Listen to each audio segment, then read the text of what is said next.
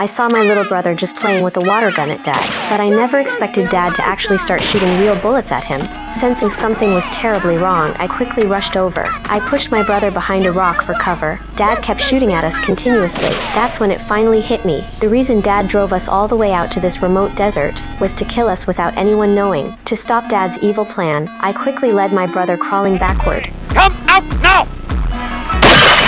Until there was no sound outside, I finally dared to slowly peek out. I found that Dad had already left, and the car had been burned down with gasoline by Dad too. I quickly ran back to the camp to search for supplies. At this moment I clearly understood, the reason Dad didn't chase after us was because he planned to use the harsh desert conditions to trap me and my brother here until we died. And now the most urgent thing was to get back to civilization. Otherwise, with our limited supplies, we'd either starve to death or die of thirst in this godforsaken place. We walked from day until night, but didn't see a single soul anywhere. By now we were both extremely hungry and thirsty. Even our only water source had been taken by Dad. My young brother still had no idea how serious the situation was. He was still curious about everything around us. Compared to my excited brother, I was full of worry. To preserve what little strength we had left, we could only endure our thirst and sleep on the ground, so we spent the night by the stone wall. The next morning, I took my brother and set off again, but at this point we had no idea which direction to go. To better understand our surroundings, I led my brother up the mountain.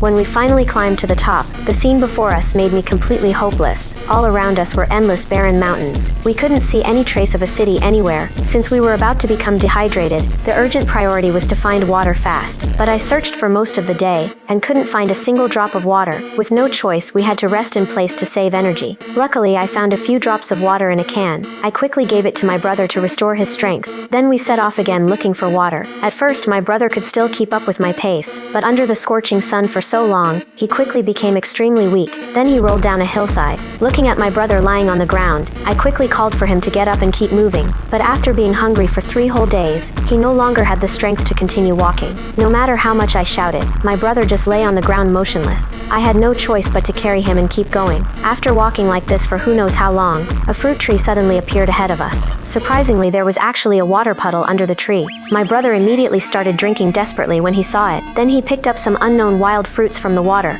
and stuffed them in his mouth to eat. When I saw the birds in the tree also eating these fruits, I instantly realized these wild fruits weren't poisonous at all, so I let my brother eat them without worry. Just like that, after being hungry for 3 whole days, we finally had a full meal thanks to the wild fruits. Then we had a good wash of our bodies too. After eating and drinking our fill, we had a wonderful sleep under this fruit tree, but I never expected that the next day would make me desperate all over again. After just one night, all the water in the puddle had seeped away.